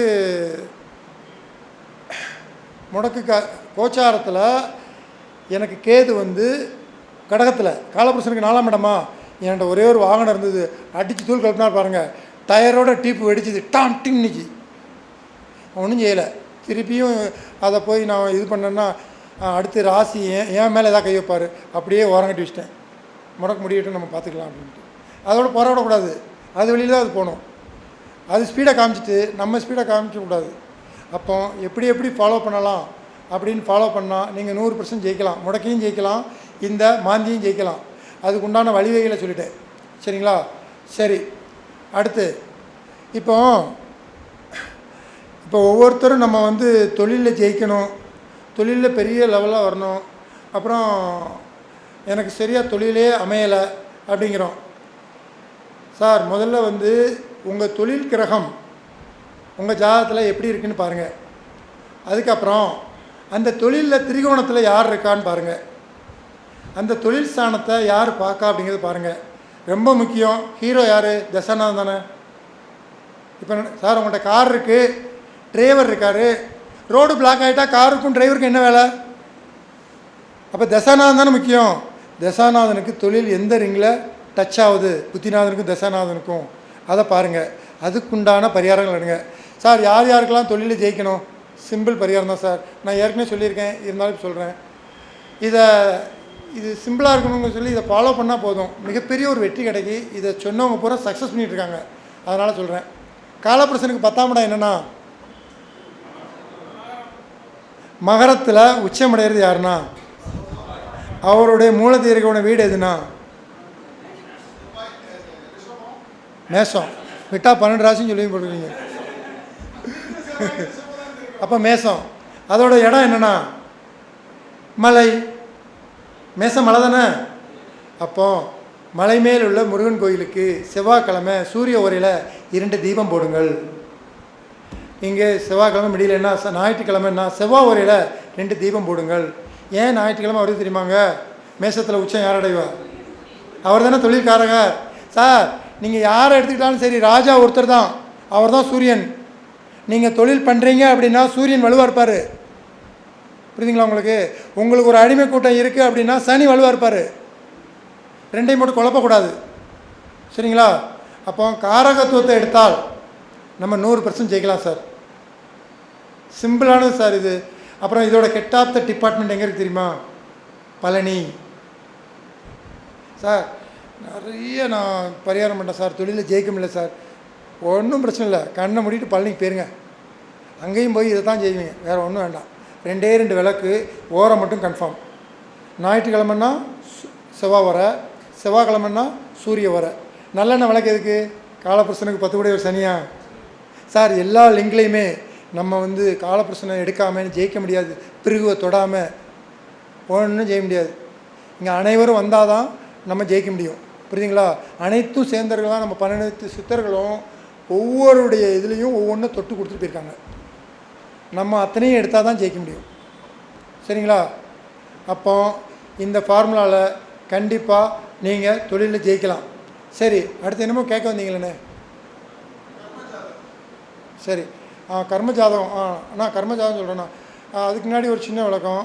இந்த குலதெய்வம்னு சொல்லி ஒரு வீடியோ ஒன்று போட்டேண்ணா. அது என்ன கேட்குறாங்க அப்படின்னா, ஐயா நீங்கள் சொன்னீங்க ஐயா, ஆனால் ஒரு சிம்பிளான ஒரு இது விளக்கம் கொடுங்க அப்படின்னு இது பண்ணுறாங்க. அதை நான் உங்கள்கிட்ட சொல்லிடுறேன். ஆனால் எங்கள் குருஜி ஒரு கொடுத்தாரு, நான் அவர்கிட்ட மறுத்தேன். இங்கே தான் அவர் குருவாக இருக்கார், நான் சிஷியனாக இருக்கேன். நான் ஒன்று கேட்டேன், அவர் சொன்னார், நான் தப்புன்னு சொன்னேன். ஆனால் இப்போ சபையில் சொல்கிறேன், அவர் சொல்ல கரெக்டு. என்னென்னா, இல்லை குருஜி இல்லையா, பேராசிரியர் இல்லையா, அப்புறம் அவருக்கு முன்னாடி மகத்துவம் இருக்கும்ல. எங்களுக்கு அவருக்கு ஒரு போட்டி. அண்ணா குலதெய்வம் யார்? ஜி சூரியன், நான் ராகு. ஆனால் காலபுருஷனை எடுத்தால் அவர் சொல்ல கரெக்டாக வருது. ஒன்றும் இல்லை சார், குலதெய்வம் அப்படின்னா தாத்தாவா, அப்பாவுக்கு அப்பாவா, யார் அது? ராகு. சூரியனும் சம்மந்தப்படுவார். காலபுருஷனுக்கு 5 கூடையவரா, 5ஆம் இடமா? அப்போ குலதெய்வம் யார் ஜாதகத்தில் யார் பாதிக்கப்பட்டிருக்கு தோஷம் அப்படிங்கிறத விட நீங்களாம் ஆர்வலர்கள், ஜோதிடம் தெரிஞ்சவங்க, நீங்களே செக் பண்ணி பார்க்கலாம்.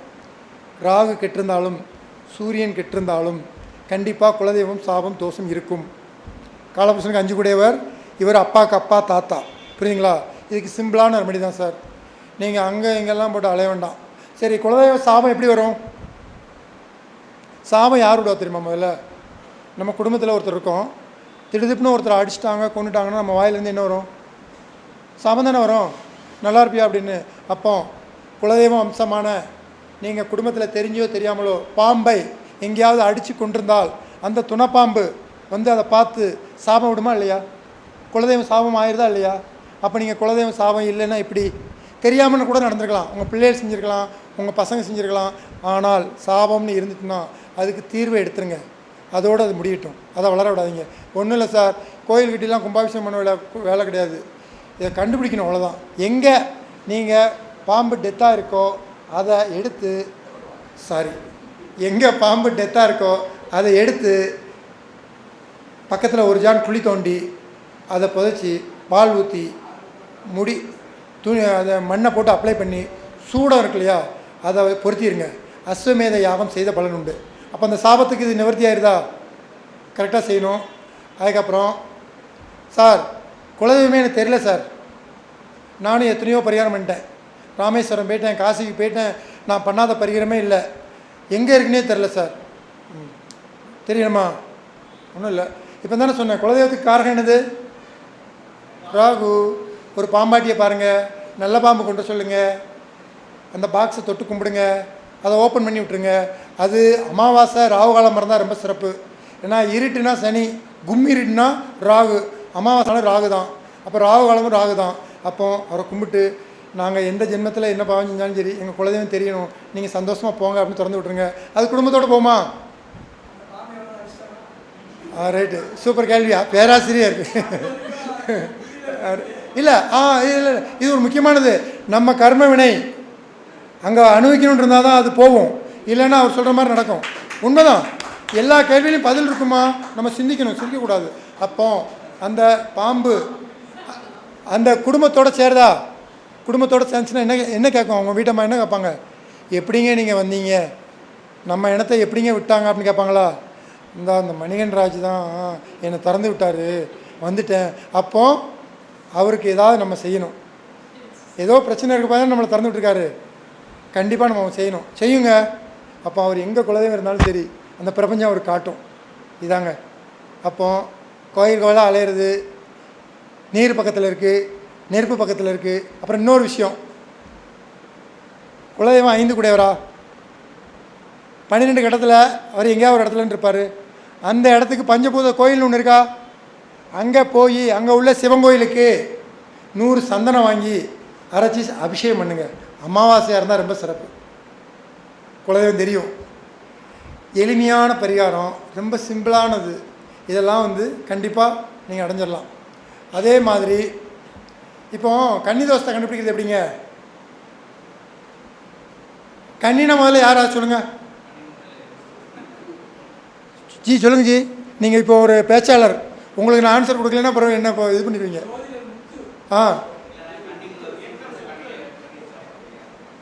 சூப்பர். Right, okay. இல்லை கன்னினா ஜி சுக்ரன் ஜி. எப்படி கன்னி சுக்ரன் தெரியுமா? நீங்கள் எல்லாருமே தெரிஞ்சுங்க. மாமியார் சந்திரன், மருமகள் சுக்ரன். எந்த ஜாதகத்தில் சந்திரன் உச்சமாக இருக்கோ மாமியார் கை ஓங்கி இருக்கும். எந்த ஜாதகத்தில் சுக்ரன் உச்சமாக இருக்கோ மருமக கை ஓங்கி இருக்கும். ஒன்று தெரிஞ்சுக்கிடுங்க, இங்கே மாமியார் மருமக சண்டை வருது இல்லையா, சுக்கிரன் உச்சமாக இருந்ததுன்னா அந்த மாமியார் மருமகிட்ட அட்ஜஸ்ட் பண்ணி தான் போகணும், இல்லைன்னா ஒரு காலம் ஜெயிக்க முடியாது. இதே மாதிரி சந்திரன் உச்சமாக இருக்குன்னு வைங்களேன், அந்த மருமக எங்கள் மாமியாருக்கு ஆகாது. உப்பு போடாமலே சமைச்சிருந்தாலும் சரி, இந்த மாதிரி ஒரு சமையலை நான் வாழ்நாளே சாப்பிட்டது, அவ்வளோதான், முடிஞ்சு போச்சு. கருவாட்டு குழம்பு எனக்கு பிடிக்காதுங்க தான் பிரச்சனை உருவாகும். இதான். அப்போ கன்னி சுக்கரன் தானே, மருமகா தானே. அப்போ சுக்கரன் நீசமானால் கன்னிதோஷம் இருக்கும். சுக்கரன் எங்கே நீசமாவார்? கன்னிதான் நீசமாக வர்றாரு. லிங்க் வருதா? அப்போ கன்னிதோஷம் இருக்குது, கன்னிதோஷம் இருக்குது, கன்னிதோஷம் இருக்குது அப்படிலாம் இருக்காது. இவங்க லிங்க் வந்தால் இருக்கும். தயவு செய்து இந்த அமைப்பு இருந்தால் அதுக்குண்டான பரிகாரங்கள் செய்ய வேண்டும். அது இல்லாமல் எல்லா காரகத்துவத்தையும் தலையில் எடுத்து போட்டு எங்கள் வீட்டில் கண்ணி இருக்குது, உங்கள் வீட்டில் கண்ணி இருக்குது, எப்படி இருக்குது கண்ணி, ஏன் கண்ணி. அப்புறம் இன்னொன்று, கண்ணியை பற்றி நான் இங்கே சொல்லியிருக்கேன். கண்ணி விரும்புகிறது ஒன்றே ஒன்று தாங்க, எந்த காலத்துலையுமே இதை தான் விரும்பும். நீங்கள் உங்கள் குடும்பத்தில் எத்தனை பேர் பிறந்தாலும் சேர்ந்து கும்பிடணும்னு விரும்பும். அதை செய்யுங்க. அது மாதிரி அதுக்கு ஒரு பிடிச்சதை துணி எடுத்தீங்கன்னா நீங்கள் உடுத்தாதீங்க, திருப்பி சொல்கிறேன், விநியோகம் பண்ணிடுங்க, தானம் கொடுத்துருங்க. இதாங்க கன்னிக்கு பிடிச்சது. இதை செஞ்சிட்டிங்கன்னா போதும், கன்னியோட பூர்ண பிளெஸிங் பெறலாம். எனக்கு கன்னியே தெரில, கன்னியை கும்பிடணுமா? சப்த மாதர்கள்னு சிவங்கோயிலில் பார்த்துருப்பீங்களா? பௌர்ணமி அன்னைக்கு 7 பேருக்கும் கச்சை இல்லாமல் துணி எடுத்து 7 அரளிப்பு சாத்தி ஒரு அபிஷேகம் பண்ணி ஒரு நைவேத்தியம் போடுங்க. அதில் ஒன்று தான் கன்னி, வராகி, அவங்க தான் கன்னி. ஆமாம், எல்லா காரகத்தும் வராகி மட்டும் தான் இருக்குது. நீங்கள் அவங்கள பிடிச்சாலே போதும், அவங்க கண்டிப்பாக அவங்களுக்கு 100% பலன் கொடுப்பாங்க. அப்போ நம்ம கைக்கிட்டே இருக்குது, நம்ம அதை சரியாக இது பண்ண மாட்டோம். அப்போ சரி, அப்புறம் குழந்தைக்கு ஒரு சின்ன பரிகாரம் எங்கள் குருஜி தான் சொல்லுவார். அவருடைய முழு மூச்சு என்னன்னு கேட்டிங்கன்னா, ஒன்று கிளாஸு, இன்னொன்று குழந்தை திருமண பொருத்தம் ஒன்று, ஒரு கண்ணு, இன்னொரு கண்ணு குழந்தை பாய்க்கும். ஆமாம், அவர் அதுக்காகவே வாழ்க்கையை தீர்மானித்தவர். எப்போ பார்த்தாலும் தூக்கத்தில் எழுப்பி கேட்டாலும் அதான் சொல்லுவார். இது 2 தான். அப்போது குழந்தை பாக்கியத்துக்கு என்னது அப்படின்னு கேட்டிங்கன்னா ரொம்ப சிம்பிள். பால் கறக்கும் போது ஒரு பசுமாடு கண்ணுக்குட்டிக்கு போங்க. கறக்கிறதுக்கு முன்னாடி அவர் என்ன செய்வார், கண்ணுக்குட்டியை கொண்டு போய் அங்கே கட்டிடுவார். அப்போ எத்தனை லிட்டர் பால் இருந்தாலும் அந்த பணத்தை கொடுத்து கண்ணுக்குட்டியை குடிக்க விட்ருங்க. குடிச்சு முடிகிறவரை தயவுசெய்து அங்கே நில்லுங்க. ஆமாம், நீங்கள் அங்கிட்டு போயிட்டீங்கன்னா அவர் வழக்கம் போல் கட்டிட்டு பாலை கறந்துட்டு ஹோட்டலுக்கு போயிடும் பால், அப்புறம் புண்ணியம் போகாது. அப்போ முடிகிறவரை நின்று காசை கொடுத்துட்டு வாங்க, கண்டிப்பாக குழந்தை பாக்கியம் கிடைக்கும். ஏன்னா அந்த தாயிட்ட அந்த குட்டி ஒரு காலமும் குடிச்சிருக்காது ஃபுல்லாக. அது உங்களால் குடிக்கா, அதோட நிறைவு தாயும் பிள்ளையோட மனசு உங்களுக்கு ப்ளஸிங் பண்ணும். உங்கள்கிட்ட குழந்தை இல்லைன்னே சொன்னாலும் சரி, குழந்தை பாக்கியம் கொடுக்கும். ஏன்னா அங்கே 33 கோடி தேவர்கள் வாசம் பண்ணுறாங்களா, அவங்களுடைய இது பலன் உங்களுக்கு கண்டிப்பாக உண்டு. சரிங்களா உங்களுக்கு? அப்போது தயவு செய்து அத்தனாயிரம் செலவழித்தேன், இத்தனாயிரம் செலவழித்தேன், அழகழிப்பு, இதுக்கெல்லாம் அழக வேண்டாம். எளிமையான பரிகாரங்கள் எவ்வளவோ இருக்குது. அதை எடுத்திங்கன்னா நீங்கள் கண்டிப்பாக 100 மடங்கு ஜெயிக்கலாம். சரி, என்னங்கய்யா? ரொம்ப சிறப்பு. அதாவது இப்போ குழந்தை பாக்கியம் இல்லை, உங்கள் ஜாதகத்தில் 5ஆம் இடத்து அதிபதி இருக்கார் இல்லையா, அவர் ஒரு கட்டத்தில் இருப்பார். அவர் கட்டத்தில் இருக்க மாதம் சொல்லலாம், இல்லை அவருக்கு திரிகோண வீடு. இப்போ எனக்கு இங்கே பார்த்துடுங்க, புதன் வந்து மீனத்தில் இருக்கார், பங்குனி மாதம் செய்யலாம். பங்குனி மாதத்துக்கு திரிகோணம் என்னது? ஆனி மாதம். கடகமா? அப்போ அதுக்கு திரிகோணம் என்னது? இந்த மாதங்கள்லாம் செய்யலாம். அதே மாதிரி ரொம்ப இப்போ அது அந்த வேலை வருது, இன்னொரு பரிகாரம் செய்யலாம், ஞாபகிடுங்க. குழந்தை பாக்கியம் இல்லையா, அது இந்த விசாகம் மட்டும்தான் எடுக்கும், எல்லா விசாகம் எடுத்துடாதீங்க. வைகாசி அன்னைக்கு வரக்கூடிய விசாகத்து அன்னைக்கு நீங்கள் முருகப்பெருமானை போய் தரிசனம் பண்ணி மனமுருகி கேட்டால் கண்டிப்பாக குழந்தை பாக்கியம் இல்லைன்னு டாக்டர் சொன்னால் கிடைக்கும். ஏன்னா இந்த விசாகம் தான் பௌர்ணமியோடு வரும். புரியுதுங்களா உங்களுக்கு? அப்போ பௌர்ணமினா தாயுள்ளம், அங்கே வரக்கூடிய விசாகம் முருகர் உங்களுக்கு பூரண பலத்தை கொடுப்பாரு. அப்போ எடுக்கிறத கரெக்டாக ஃபாலோ பண்ணி நீங்கள் எடுத்தீங்க அப்படின்னா, திருச்செந்தூர் போனீங்கன்னா ரொம்ப சிறப்பு. ஏன் அப்படின்னு கேட்டிங்கன்னா, திருச்செந்தூர் ஒரு பெரிய தோஷத்தை தீக்கின ஸ்தலம். என்ன தோஷம்? அவர் வந்து சூரசம்காரம் பண்ணி பிரம்மதி தோஷம் உருவாகி தன் தந்தையான சிவபெருமானையே பஞ்சலிங்கமாக இது பண்ணி தன் தோஷத்தை நீக்கின ஸ்தலம். அதனால தான் பாருங்கள், யார் வந்து முருகரை கும்பிட்டாலும் சரி, பக்கத்தில் இருக்கிற பஞ்சலிங்கத்தை பார்த்துட்டு வருவாங்க. ஏன்னா நமக்குள்ள தோஷமும் நீங்கணும் அப்படின்னு. அப்போ நீங்களும் உங்கள் தோஷம் நீங்கணும் அப்படின்னா, உங்களுக்கு நினச்சது நடக்கணும் அப்படின்னா கண்டிப்பாக திருச்செந்தூர் போகலாம். அதே மாதிரி 6ஆம் இடம் யார் யாருக்கெல்லாம் படுத்திக்கிட்டு இருக்கோம். சூரஜனா நீங்கள் கேட்டிங்கன்னா, கடனை பற்றி கேட்டிங்க தெரியுமா? யார் கேட்டாலும் சரி, 6ஆம் இடம் யாருக்கெல்லாம் சிரமப்படுதோ திருச்செந்தூர் எடுங்க சார். அது போர் புரிஞ்சு வெற்றி பெற்ற இடம் தானே. 6ஆம் இடம் என்னது? ரணம், ருணம், ரோகம்.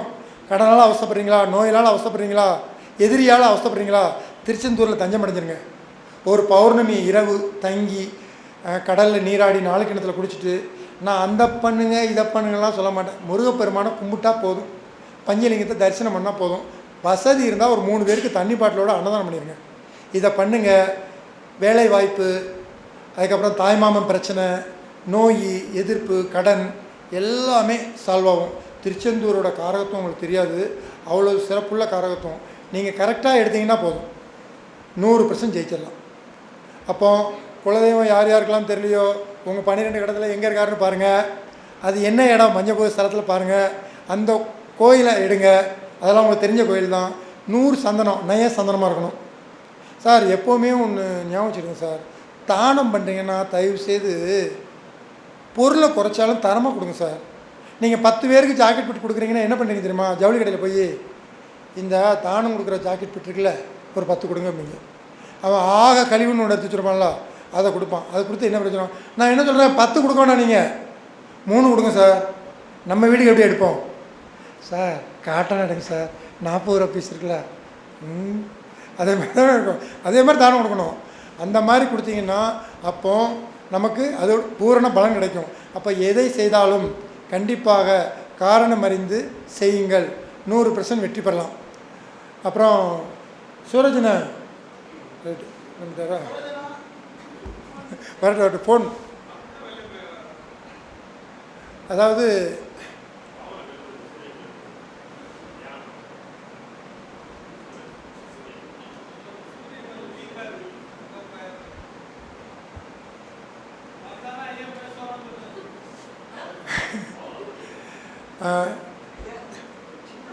சொல்லுங்கய்யா.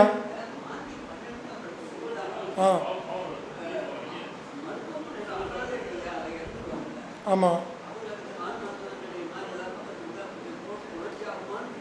அருமையான கேள்வி. நீங்கள் கேட்டால் தான் எனக்கு வரும்.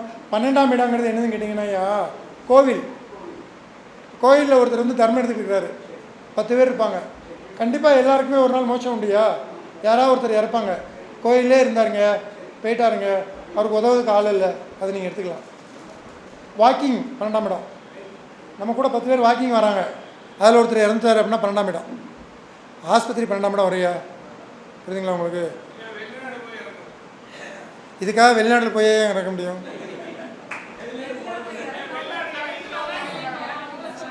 அண்ணே உனக்கு கூட வேலை செய்யுதுண்ணே, சூப்பர்ண்ணே.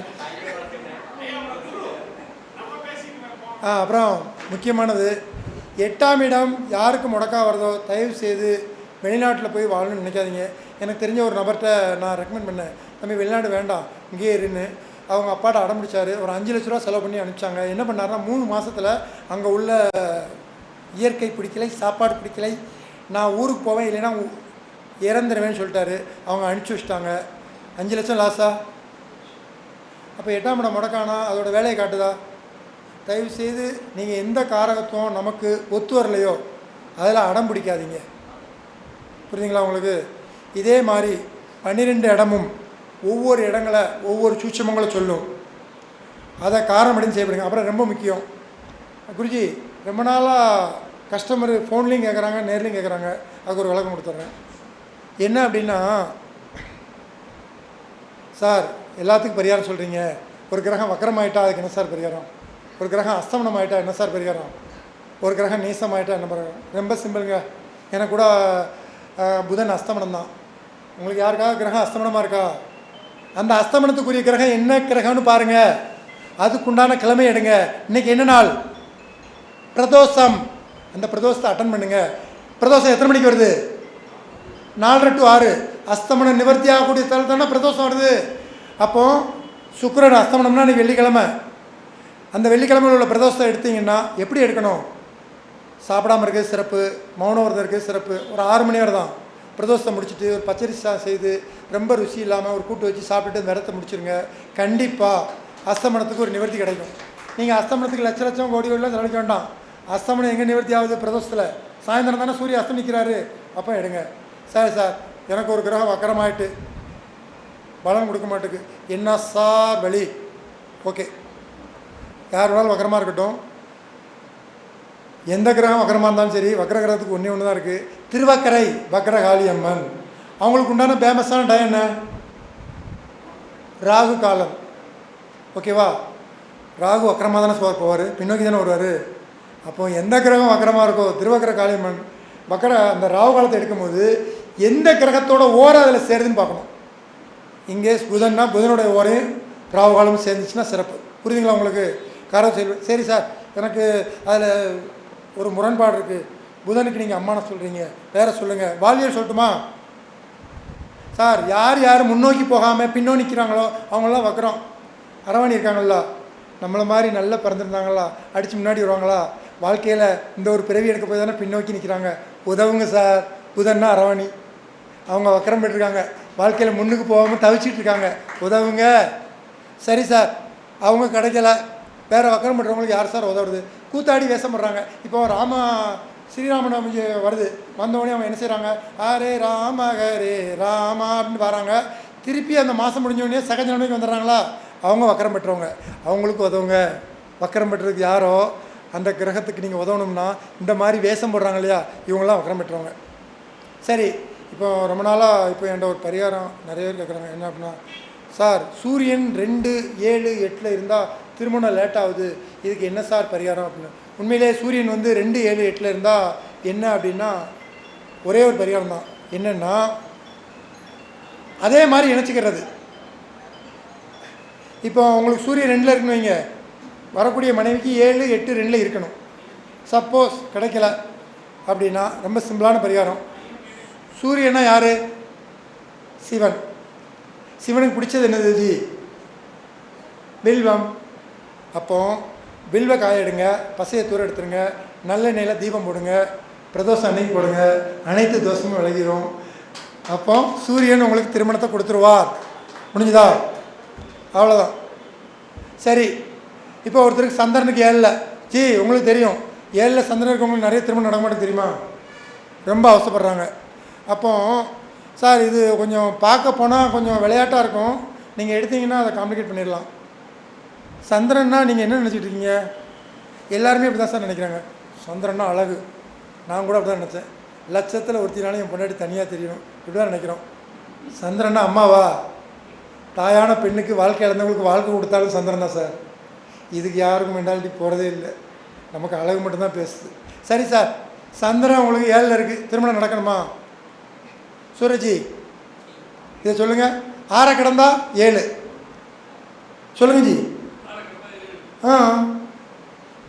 ஒரு பைசல் இருக்குது, 6க்கு போங்க, அதில் நீங்கள் இக்கரையில் இருந்து அக்கறை கொண்டு போயிட்டு திருப்பி இங்கே கொண்டு விட்டுருங்க சொல்லுங்கள். போகும்போது கொஞ்சம் பூ போட்டு போங்க. பைசல் இருக்குது, பைசலில் ஏறுங்க, அக்கறைக்கு போய்ட்டு கரைக்கு வந்துடுங்க. அதான் நீர் பிரகாரம். 6 கடந்துட்டிங்களா 7 திருமணம் வந்துடும். இப்போ 7ல் சந்திரன் இருந்தால் நீர் பரிகாரம் செய்யுங்க, முழுமையாக நடக்கும். அப்போ சிம்பிளான பரிகாரங்கள்லாம் இருக்குது. அதை செலவழித்தேன், இதை செலவழித்தேன், அங்கே போனேன், எங்கே போனேன், தேவையில்லை. இதை எடுங்க, முழுமையாக வெற்றி பெறலாம். அதே மாதிரி இப்போ வந்து திருமணம் வந்து உங்களுக்கு ஒவ்வொரு காலகட்டங்கள்லேயும் ஒவ்வொருத்தருக்கும் ஒவ்வொரு அமைப்பு வரும். ஜென்ரலாக வந்து உங்களுக்கு செவ்வாய் தோஷத்தினால திருமணம் தடைப்படுது அப்படின்னு சொன்னாங்கன்னா ஒரு சிம்பிளானதான். வைத்தீஸ்வரன் கோயில் இருக்கு இல்லையா, அங்கே தைலநாயகி அம்மா இருக்காங்க இல்லையா, அவங்களுக்கு போய் ஒரு சிவப்பு புடவை சாத்துங்க. அங்கே உள்ள அது என்ன துவரை சாதம் இது பண்ணி அவங்கள ஒரு 7 முறை வளவாங்க, 7 சஷ்டி புக்கு வாங்கி கொடுத்துருங்க, கண்டிப்பாக திருமணம் நடந்துடும். இப்போ எனக்கு இந்த வாய்ப்பை கொடுத்த திரு மணிகண்டராஜ் ஐயா அவர்களுக்கு கோடான கோடி நன்றி சொல்லி விடைபெறுகிறேன். நன்றி, வணக்கம். அதாவது இன்றைக்கி என்னென்னா, ஜோதிடம் வளர்ப்பதற்காக இருக்கக்கூடியது வந்து பார்த்திங்கன்னா ஆன்லைன் அஸ்ட்ரோ டிவி. ஜோதிடரை வளர்ப்பதற்காக வந்திருக்கிறது அண்ணாதுரை ஐயா.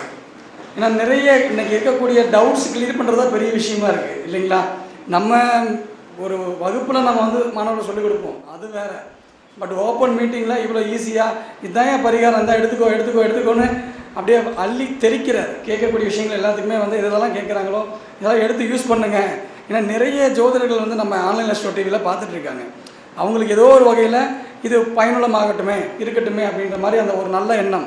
எப்பயுமே கொடுக்க மட்டும்தான் கிடைக்கும், இதுதான் பிரபஞ்சத்தோட விதி. ஓகேங்களா? எதையும் எனக்கென்று வைத்து கொள்ளாமல் நீங்கள் மற்றவர்களாக கொடுத்து பழகிட்டிங்கன்னா உங்களுக்கு கொட்டும். இதை என்னைக்கு நீங்கள் உணர்றீங்களோ அன்னைக்கு தான் ஜெயிக்க முடியும். என்கிட்ட இல்லைன்னீங்கன்னா கடைசி வரைக்கும் உனக்குன்னு ஒருத்தன் கூட இல்லாமல் போயிடுவான். ஓகேங்களா? எல்லாமே எங்கிட்ட இருக்குது, நிறைவாக இருக்குதுன்னு நினச்சிருங்க, கடவுள் நிறைவாக உங்களுக்கு கொடுப்பார். ஸோ நிறைவான கருத்தை வெளியிட்ட அன்பு அண்ணன், அதாவது என்னை குருஜின்னு கூப்பிட்டாலும் எனக்கு வயதில் மூத்தவர் தான், ஜோதிடத்தில் மூத்தவர் தான்.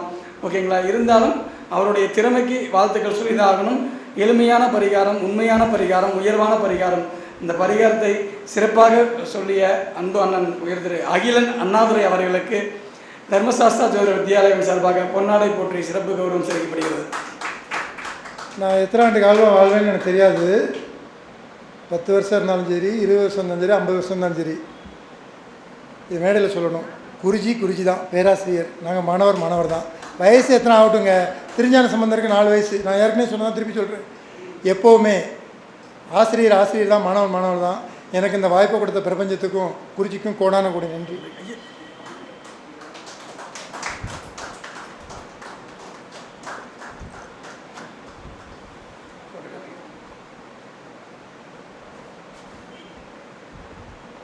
அகிலன் அண்ணாதுரை வாயால் கேட்கின்ற பரிகாரம்தான் அவருடைய அலைவரிசையிலே கிடைப்பதால் அது மிக சிறந்ததாக நான் கருதுகிறேன்.